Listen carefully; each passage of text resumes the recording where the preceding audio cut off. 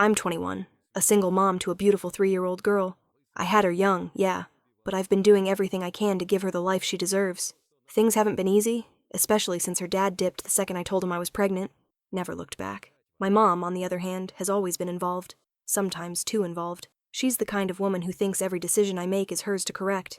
Like I'm still a teenager who can't be trusted with her own life. We've fought a lot, especially after I moved back in with her and my stepdad last year to save money for daycare and classes. But she always insisted it was just because she cared. The weird thing is, she's been acting off. Not mean or cold, just oddly distant with my daughter. Less cuddly, less interested, like she was babysitting out of obligation, not love. She used to gush about how much my daughter looked like me. Lately, she doesn't say anything, and I caught her staring once, like she was trying to figure something out. It gave me chills. At first, I thought maybe she was just tired. She's 49, works full-time, and helps around the house a lot, especially when I have night classes. But one day last week, I overheard her talking in the hallway while I was getting ready for school. She was whispering on the phone, her voice sharp and anxious, and I only caught one line clear. She doesn't even know. I did it behind her back. My stomach dropped. I didn't confront her. I just stood there, frozen, heart pounding. I had no clue what she was talking about, but it felt wrong. So, I waited until the house was empty, and then I did something I probably shouldn't have. I went into her closet, behind a bunch of shoeboxes. I found a small envelope, one of those online DNA test companies, the kind you mail in with a cheek swab. It was addressed to my daughter. I swear my knees buckled. She took a DNA test on my kid, without telling. I didn't open it, not yet. My hands were shaking so bad I could barely put it back. But the second I got to my room, I couldn't think straight. A million thoughts raced through my head. Why would she do that? Was she trying to prove I was lying about who the father was? Did she think my daughter wasn't actually mine? The idea was so insane I started second-guessing my own sanity, but I couldn't stop thinking about it. Later that night, I asked her if anything was bothering her. She said no, of course, and gave me this tight little smile, the kind she always uses when she's hiding something. Then she changed the subject like nothing happened, but I knew. She was hiding something big. The envelope haunted me for days. I didn't bring it up again, but every time my mom looked at my daughter, or avoided looking at her, I felt like I was going to throw up. She was walking on eggshells around both of us, overly polite, like she was a stranger in her own house. By day 3, I couldn't take it anymore. I waited until she left for work and went back into her closet. My hands were still shaking, but I didn't hesitate this time. I pulled the envelope out, opened it, and slid the papers free. It wasn't just one report. There were 2. One was the actual DNA test between my mom and my daughter. The other was a lab confirmation that the test had been matched against a known relative sample already on file, and that's when I saw it. The results said there was no biological relation between my mom and my daughter. 0. Not a partial match. Not low probability. None. I stared at the page, rereading it at least 10 times. At first, I thought I was misunderstanding something. How could there be no match? My mom is my mother. I gave birth to my daughter. The math wasn't mathing, unless she wasn't testing if my daughter was really her. She was testing if I was really her daughter. And in that moment, it hit me like a freight train. She wasn't acting strange because of my daughter. She was acting strange because of me. I sat there in my mom's closet, clutching that report, feeling like the floor underneath me had vanished. Everything felt fake, like my memories weren't real anymore. I could still see my mom sitting by my hospital bed after I gave birth, holding my daughter like she was the most precious thing in the world. I remembered the way she used to tell me we were exactly alike, and how she'd laugh when people said I was her mini-me, but now I knew. She didn't believe it. She never did. Because apparently, I'm not her daughter.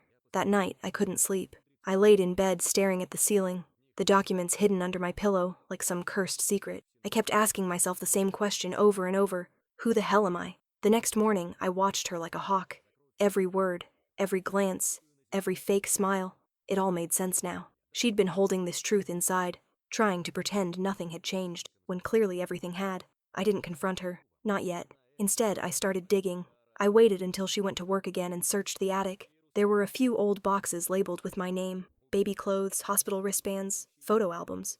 I thought maybe I'd find some kind of clue, something that told me this was all a mistake, that the DNA test was wrong, that I really was hers. But the deeper I looked, the more questions I found. My baby album had dozens of photos, except not one single picture of mom pregnant, not one. There were newborn photos of me in the hospital, but she wasn't in any of them. Only my stepdad was holding, and then there was this weird, wrinkled paper, the last page, but it was a photocopy. My name was typed in, but the space from was faded so badly you could barely, like it had been scanned or rescanned over and under date font. The form had been processed 3 weeks after. That's not normal.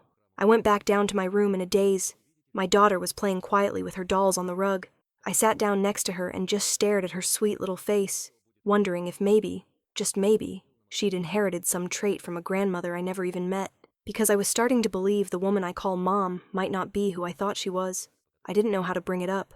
How do you sit down with the woman who raised you and ask, "Am I even your daughter?" But that night, I didn't have to ask. She knew. She came home from work, put her bag down like normal, asked if my daughter had eaten, and then looked at me for a second too long. I was standing in the kitchen with the envelope in my hand. I didn't say anything, just set it on the counter and slid it toward her. Her face went pale. She didn't even try to act confused. She didn't ask what it was or why I had it. She just stared at the envelope like it was going to catch fire. Then she said the words I wasn't ready to hear. "I was going to tell you. I just didn't know when." My heart stopped. She sat down at the kitchen table and wouldn't look at me. I stayed standing. I couldn't sit. I couldn't breathe. She told me I was adopted. Not in the "we chose you, we loved you" kind of way. It was messy, complicated, not legal. She said she never meant for it to happen the way it did. Apparently, I was born to a teenage girl, someone my mom used to mentor through her old church when she worked in youth outreach. The girl had no family support and didn't want the baby. She'd been planning to give me up for adoption through an agency, but before she could go through with it, she disappeared. My mom said she got a phone call one day from a friend saying the girl had gone into labor at a small clinic a few towns over. When my mom got there, the girl had already signed some unofficial documents and was gone. Just gone. And somehow I was handed to my mom. No social work, no judge, no official records. Just a half-filled-out birth certificate, a hospital band, and a baby. Me. My mom said she didn't tell anyone, not even her husband, my stepdad, until months later. She just brought me home and raised me like I was hers. Claimed she gave birth at a private facility to avoid questions. Said the paperwork got messed up in the system, and somehow no one ever pressed hard enough to expose the truth. I was too stunned to even cry. All those years I believed we had a complicated relationship because we were both stubborn, both intense. But now, I'm wondering if she ever really saw me as hers. If I was always just someone she kept close out of guilt or fear. She swore she loved me, said she did everything, that blood didn't matter. But I didn't feel love in that moment. I felt stolen. After she told me everything, I just stood there. I didn't scream. I didn't cry. I didn't say a single word. I just picked up my daughter from the playmat, walked out the front door, and didn't come back. I ended up at a 24-hour diner, sitting in the back booth with a cup of cold coffee, and my baby curled up asleep against me. I stared at the window for what felt like hours, replaying her words in my head over and over. I didn't mean for it to happen this way. She didn't mean to secretly adopt a child like some DIY side project. She didn't mean to build a lie so deep that it buried my entire identity. It wasn't just what she did. It was that she waited 21 years to say it. She was never going to tell me. She only tested my daughter because she finally wanted proof of something she already suspected. And if I hadn't found that envelope, would she have ever told me? Probably not. When the sun came up, I called my best friend and told her everything. She was the first person I said it out loud to. My mom isn't my mom. I could hear the shock in her voice. But she didn't ask a ton of questions. She just told me to come over and stay as long as I needed. So that's where I've been for the last 2 days. I haven't answered my mom's calls. She's texted, begged, apologized, even offered to take a real legal route to make things right. But it's too late.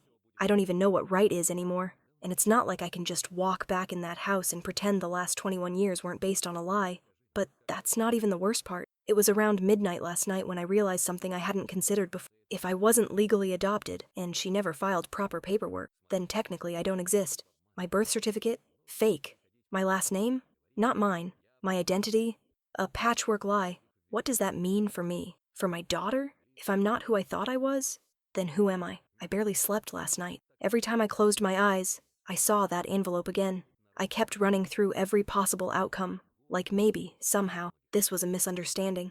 Maybe there was some long-lost cousin she was actually testing for, or maybe I was overreacting, paranoid from the shock. But then, this morning, I woke up to another message from her, just 5 words. "You deserve to know." Attached was a photo, a scanned, grainy image of a birth certificate, not mine, someone else's. It belonged to a girl named Hannah Marie Barrett, born exactly 2 days after my birthday, in the same county, same hospital, and under mother's name. Didn't recognize. It wasn't my mom. It wasn't anyone in our family, but something about that name. It was weirdly familiar. I'd heard it before, but couldn't place it. That's when I realized where I'd seen it, in an old journal. My mom used to write down prayer requests from her youth group days.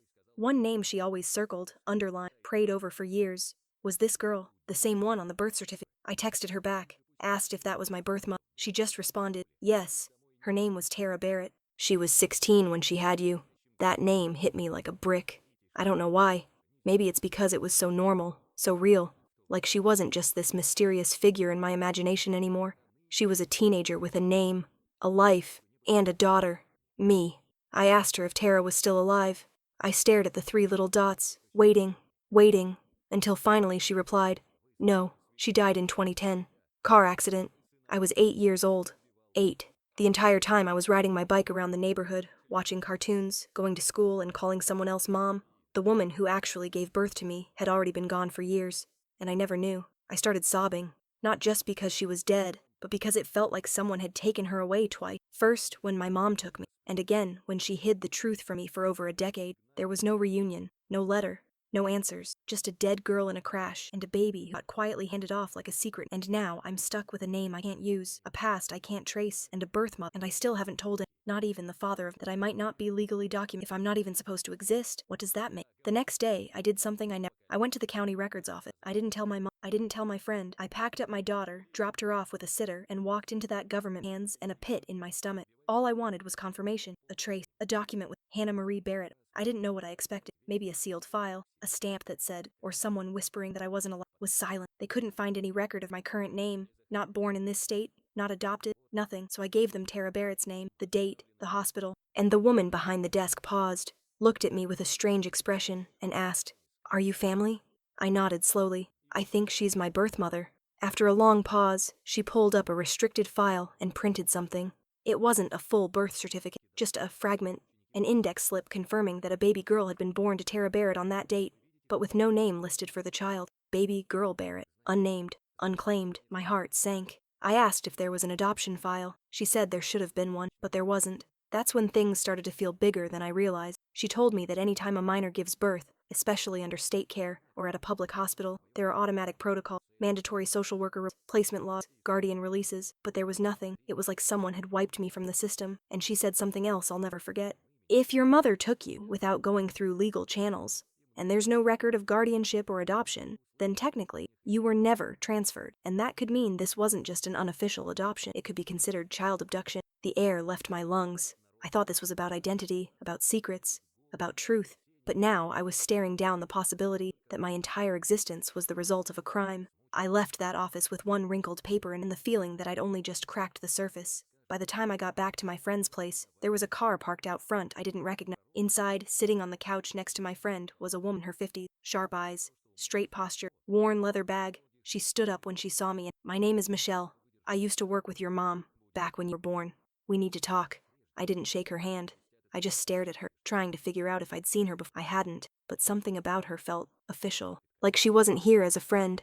She was here with purpose. She sat back down calmly, like she had all the time in the world, and waited for me to sit too. My friend kept glancing between us like she didn't know whether to stay or give us space. I sat down, and Michelle reached into her bag and pulled out a small folder, worn, yellowed on the edges. She laid it on the table between us. Then she said, "Your mom isn't who you think she is." I didn't answer. I just stared at the folder. She opened it, flipped through a few papers, then slid one toward me, a photo, black and white, a teenage girl holding a newborn. The girl looked scared, exhausted. She had that wild, hollow stare you see in people who've already lost something before they even know what it is. It was Tara Barrett, and that baby was me. Michelle said she was there the night Tara gave birth, said she was working as a counselor through the Youth Outreach Center, same place my mom volunteered. My mom had taken a special interest in Tara early on. Mentorship, they called it, but Michelle described it differently. She was obsessed. According to Michelle, Tara had been living in a transitional housing program for minors. No family, no safety net, but she was determined to give the baby up the right way, through an agency. She had already started the paperwork. Michelle was helping her through the legal process. But when Tara went into labor, everything changed. Michelle said she couldn't reach Tara. She found out hours later that my mom had driven her to a small clinic outside the city, one that didn't ask a lot of questions if someone paid in cash. By the time Michelle arrived, Tara was gone, and so was I. The adoption agency never heard from her again. No legal handoff, no signature, no closure. Michelle said she reported it, but nothing. My mom was well respected, and when she said she adopted me privately, no one pushed. There were no digital databases back then. No streamlined records, just paper files and phone calls. And somewhere along the line, my birth got lost in the shuffle. But I never stopped watching, Michelle said. She knew my mom never filed the paperwork, knew the birth certificate was forged, but without a witness, without Tara, and without a paper trail, there was no case.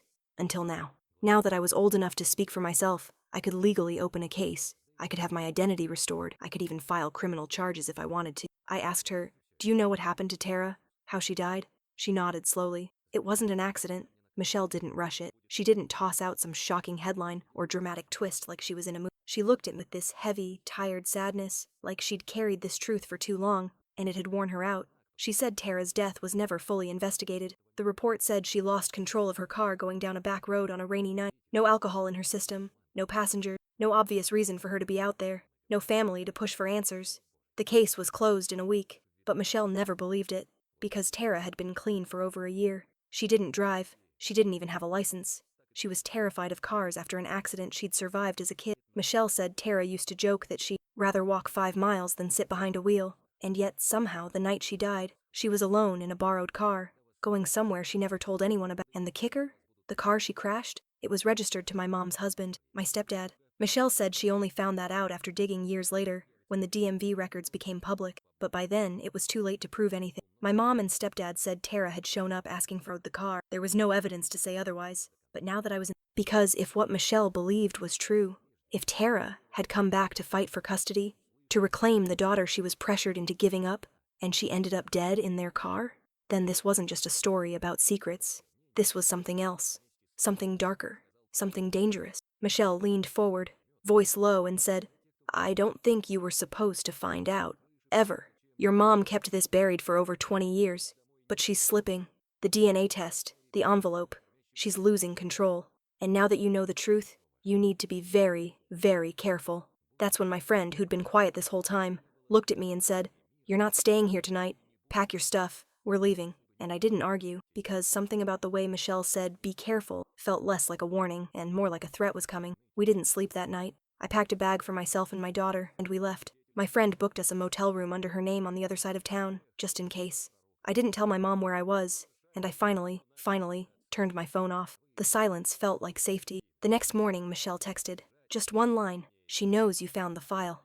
And I believed, because I had 10 missed calls from my mom once I powered my phone back. Dozens of texts. Her tone had shifted from guilt to control, telling me to come home, that I was confused, that I was endangering my daughter with all this drama. Then came the one that chilled me. "We can fix this, but you need to stop talking to that woman." I didn't respond. I knew she was scared, and for the first time in my life I wasn't. I called Michelle and told her I was ready. I wanted to file for a legal identity audit. It wouldn't be fast, it wouldn't be easy, but it would be mine. I wanted to legally claim my birth name, reopen the closed file on Tara Barrett's death, and expose the whole lie for what it was. Michelle paused for a long time, then told me there was one last thing she hadn't shared yet. Something she found in an old storage locker tied to the outreach center where my mom used to work. They had kept outdated paperwork locked up for years before the building was sold. Most of it was junk. But tucked inside a folder marked terminated cases was a letter, written by Tara. It was never mailed. It was addressed to me. I didn't cry when Michelle read it. I couldn't. I just listened. Tara had written it the day after I was born. It was short, barely a page. She wrote that she loved me, that she was sorry, that she wasn't strong enough to keep, but that she hoped I'd grow up loved and safe. She said she'd named me Hannah because it meant grace, that she wanted me to have more of it than she ever did. And at the very bottom, in messy handwriting, it said, "If you ever find this, I hope you still want to know." That was the moment it broke me, because I would have given anything to know her. I never got to hear her laugh, or see her smile, or feel her hold me even once when I was old enough to remember it. But now, I know she wanted me. She tried. She was real, and she loved me in the only way she could. I'm still staying off the radar for now. The case is open. My mom has been contacted by a lawyer. She's denying everything, of course. Says Michelle's lying, that I'm confused, that I'm unstable, that this is a revenge fantasy cooked up by someone trying to ruin her reputation. But it's too late. The lie is out. My identity is being legally corrected. My daughter's birth certificate will be updated too. I've taken back the name Tara gave me, Hannah Marie Barrett, and every day I say it out loud, just to remind myself that I exist, that I belong to something bigger than a lie, not her secret, not her shame, me.